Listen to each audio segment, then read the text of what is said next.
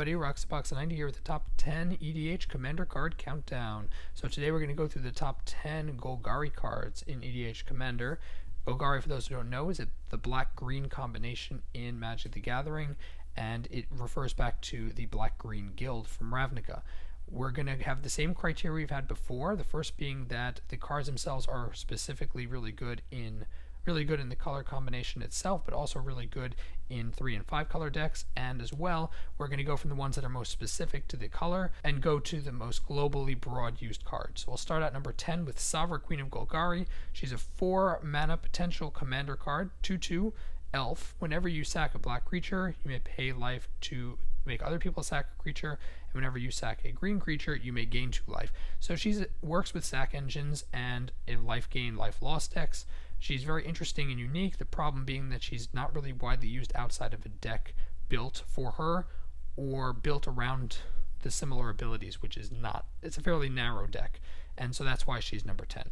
Number 9, we have Varolz the Scar-Striped. He's only 3 mana, which is easy to cast. Again, he is a legendary creature, so he could work as a Voltron commander if you want him to. Makes all the creatures in your graveyard have Scavenge, which is a great ability, but it is still a fairly limited ability, and not every deck would really necessarily need it, so it would probably be a limited play card. The fact that he protects himself, though, is a really nice bonus. Number 9. Number 8, we have Vati Ildal. He's also another legendary creature, 4 mana for a 3/3. Human, which is nice because you can mess around with humans and him. Tapping him, target creature's power or toughness becomes 1. You can use him to really prevent other massive creatures from taking over the game, as well as preventing Voltron commanders from killing you. Versatile card, but still limited to the colors because most people wouldn't run him. He's not a across-the-board used card, so fairly limited use, and that's why he's number 8. Number 7, we have Glissa the Traitor. She's probably one of the most famous Golgari commanders. People love her as a commander. She's very cheap. She's a zombie and an elf, which makes multiple tribal forms useful. Her abilities are really strong, so she has a great combat use. She has First Strike and Death Touch, making her very lethal for both blocking and attacking. Her mana cost is great. Whenever a creature an opponent controls is put in the graveyard, you may return an artifact card. So there are tons of combo decks and tons of engines using her for artifacts. That being said, she's not used in as many global decks because her abilities, while they're very, very good, her mana cost is a bit awkward, and so she'd pretty much stick to Golgari and maybe 3 color decks. 5 color would almost never run her. I can't even imagine they would even consider it, and that's partly the limitation. So otherwise, she's a great commander and a really great card, and that's why she's number 7. Number 6, we have Jarod's Orders, moving to the more broad cards. 2 a black and a green for a sorcery. Search up 2 creature cards. 1 goes to your hand, 1 goes to your graveyard.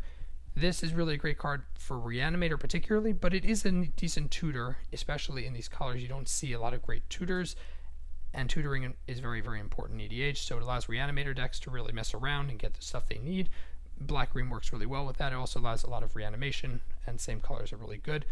Again, it would be used in more broadly than just Golgari, but it does have its limits, and it's a fine card. That's why it's number 6. Number 5, we have Pernicious Deed, 3 mana for an enchantment that, on whim, can destroy every artifact, creature, and enchantment of a certain mana cost. Very, very flexible, very powerful card.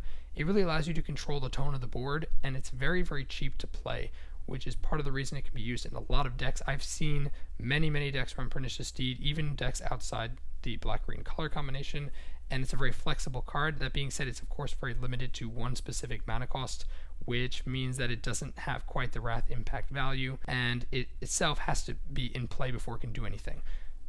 Those are really the limitations, but it's still a fabulous card, number 5. Number 4, we have Putrefy. Everyone knows this card. It was reprinted recently.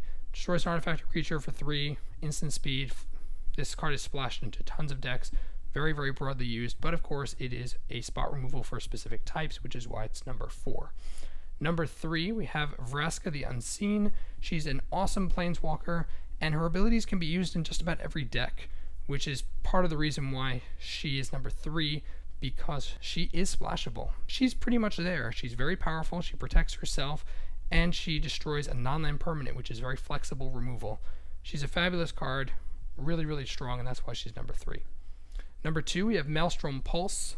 3 mana, yes, it's a sorcery, but the fact that you can destroy any non-land permanent and any copies of it on the field In a multiplayer game, this card is absolutely insane, and of course, it's ridiculous.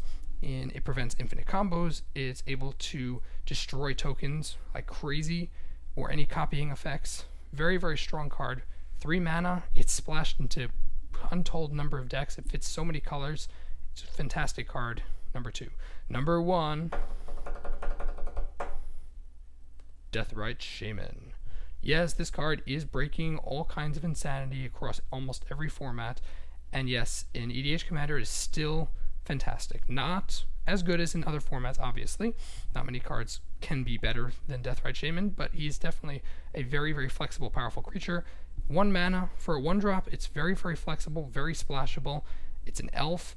The fact that it messes around with your opponent's graveyards, which in EDH long-term graveyard control is very important. It gives you your ramp. It gives you your life loss, which hits each opponent, so it is valuable and worth its cost. And the fact that it exiles a creature card from a graveyard, which again prevents recursion, giving you a little bit of life gain, can never really hurt. Very, very flexible, cheap, awesome 1-drop, used in tons of decks. What else can I say? It's awesome. That is my top 10 list for Golgari in EDH. Let me know your guys' thoughts about these cards below in the comments section. Tap that like button if you want to see some more top 10 EDH Commander gameplay. Make sure to get that to you. If you're new to the channel, please subscribe. And as always, Roxabox90 signing out. I'll see you guys next time.